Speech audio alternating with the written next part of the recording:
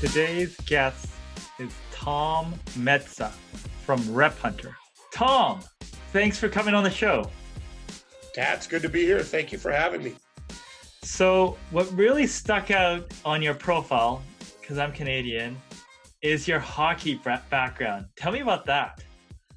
Okay, well, you're from British Columbia, right? If I can remember Correct. correctly. So I'm from northern Minnesota. So basically, all we did up there was we play hockey, we hunt, and we fish. So that.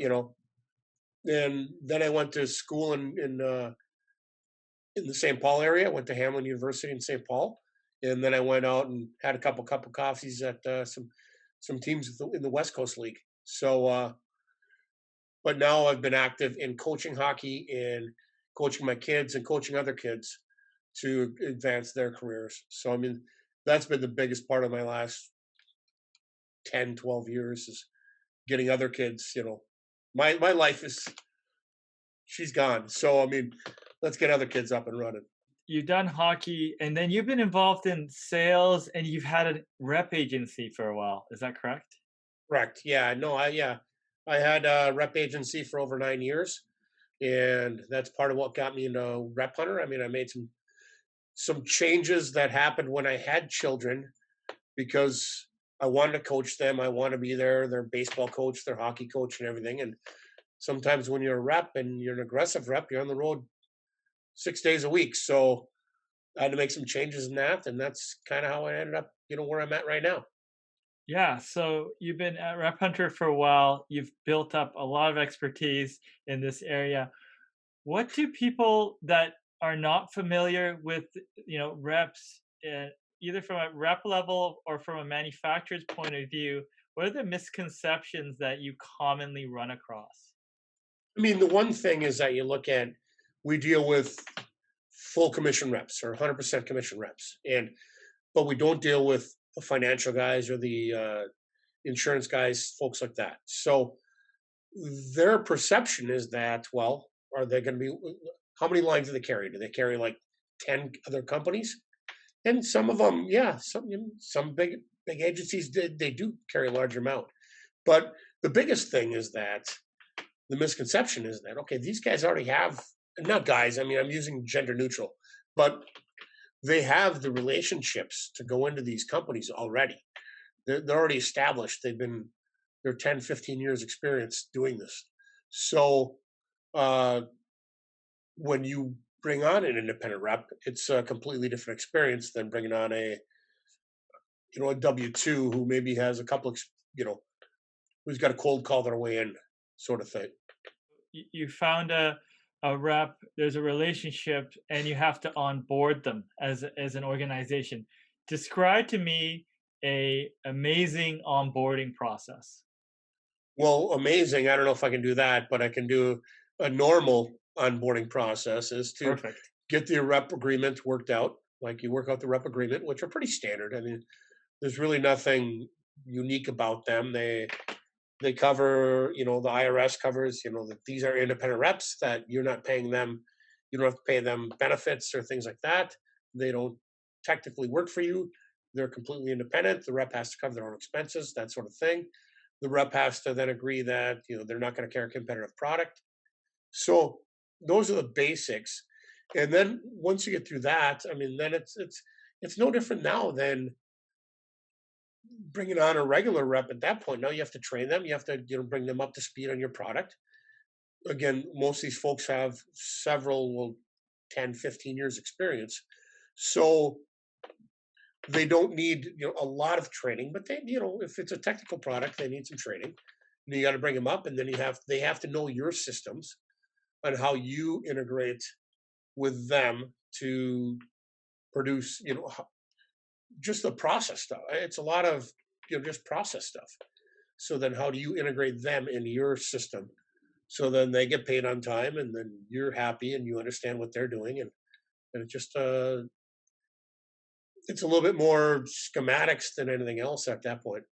Yeah. So you found a rep, you're going through the onboarding process. Do you ever know if a rep is good when you initially meet them, or do you have to go through a trial period? is there signs that they're going to be good when you meet them initially, or is it a trial and error point of view? Well, I mean, that's a difficult question because, yeah, I mean, they are there is basically in everybody there's a trial, no different than you or I. There's a trial and error uh, checkpoint on everybody. But yeah, you can check their background. You can see what they've done in the past. They can see their contacts they have, and to me, everything is connection. It's connections. Connect. Who are they connected with? Can they get you into this place? And if that's a good fit with your business, then they're potentially a really good fit. Then you have to treat them accordingly as well. I mean, what happens, unfortunately, with independent reps sometimes is they get treated like a little bit like second class citizens, and companies don't respect them like they should. And they're no different than your sales manager making 125,000. So if you treat them properly and they have the connections and you've had good communication with them coming up, traditionally things are going to work out. Can't guarantee 100%, but traditionally they will. From there, I mean, what sort of advice do you give? Because I sometimes there's conflict, right? There's two reps or an existing employee, and although you use lists, there's conflicts that occur. How does those managed, or how do you proactively manage those? Well, it depends on the industry. I mean, a lot of times we just go geographically, like, okay, you're going to have Ohio.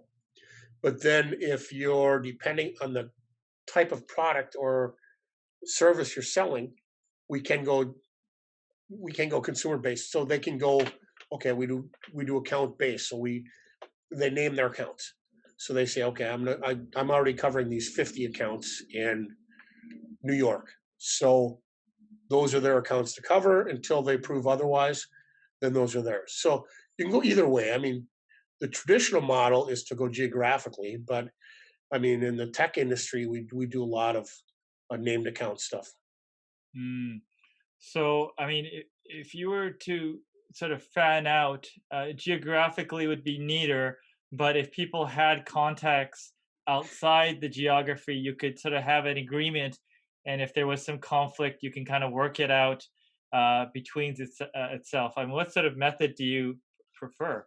Keeping it neat and tidy, or just sort of flowing with the opportunity flow and then sort of tightening it up later?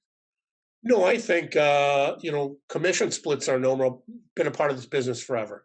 So I mean, okay, if I'm and especially in the retail industry, so if I'm covering Target and but I need help in Texas to cover that, you do commission split, and that's just normal course of business. That's nothing unusual in this business. So that's normal course. I mean, other than that, you look at okay, in the tech industry, it gets a little bit tighter, but yet it's kind of the same option. I mean, depending where their buying office is and who's making the decisions, I mean, that's the primary person all the time. So, but they may need support in their secondary, outlying places wherever they're at. So, and that's where you do commission splits. That's normal stuff. Yeah, so commission splits, 50/50. I don't know, are those commission split ongoing, or like an override, or is it, the first transactions? What do you typically see? No, traditionally it's ongoing. I mean, depending on what your service level has to be to that client. So, I mean, if you are in Texas and the account was in New York and you have to service that account on a regular basis, yeah, I mean, you need to get Used you to need it. to get up. So it's just the way it goes. Yeah, that makes sense. If one rep has to service it, that split for the other one that made the introduction or set it up is smaller. That makes a lot of sense. That would keep That's both totally people. it. That's completely it. Yeah. Okay. The rep industry has a lot of things have stayed the same. What sort of things are changing in the rep industry? The biggest change is the move to tech. Like before, it used to be traditionally just manufacturing, a lot of manufacturing, uh, like nuts and bolts kind of folks. And now we see a lot of tech people coming in to the industry, and they do very well. They do very well. So We see a lot more tech people coming in, and then just in general, I mean, based on the last year, we've just seen a lot more activity than we've seen. Companies are, the only issue you have is that can you have personal contact with people? I mean, you can't. People just can't make calls. They can't just they can't have appointments. They can't have that. It's all Zoom stuff like this. So that's the you know that's an issue. But overall, it's the tech side. Yeah, so early on, you said you made a switch to your current role because of travel restrictions. Is the modern day independent rep, can they be in one location and use these tools and be a rep, or do you find that being a barrier? Again, it depends on the industry. Like if it's a tech industry, a lot of that is going to be phone work and Zoom work and stuff like that. If it's a retail industry, yeah, those folks they're going to be road warrior. They're going to be putting in windshield time, and that's just how it goes. So, I mean, it really there's no set standard for it. It just depends on the industry. What sort of best practices do you see around, growing an organization as a rep agency? Right. I'm not going to name names, but I Yeah. mean, some of the good groups. I mean, they take care of their reps. I mean, they have their weekly meetings. You know, and again, the independent rep industry is so different because it could be a single rep. It could be you being the individual rep versus an agency that you work for. So the biggest thing is that they take care of their reps and they oversee them, they help them out, they support them, they'll do sales calls with them. I mean, that's the biggest thing that I see. And as far as again with the bigger agencies, they're going to go out on calls with the reps. I mean, they're going to help them out. They're going to support them, and then they're not going to take a cut off that. That the rep still gets paid off that. Yet they're going to go out and help that rep close that deal. And I think that's a huge difference that I see with. Well, again, if you're a major agency right now, I mean, that's how you've gotten to be a major agency. So, Mm. I know that your platform, RepHunter, has done a lot in terms of onboarding. I really liked it. You had a book and all those sort of things. Walk me through some of the things that you consider in terms of reducing the friction between the rep and the manufacturer. well, I mean, communication is always the first thing. So if you have good communication, I mean, and again, all these things should be worked out in advance. It shouldn't be something that comes up later on after you're working with them.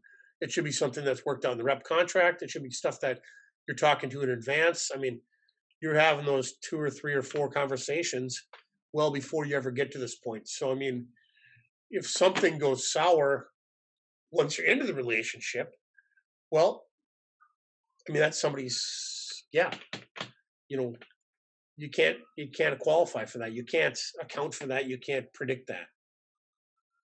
Yeah, for sure. Now, I mean, when you're not doing your stuff at RepHunter, what sort of hobbies or things do you do?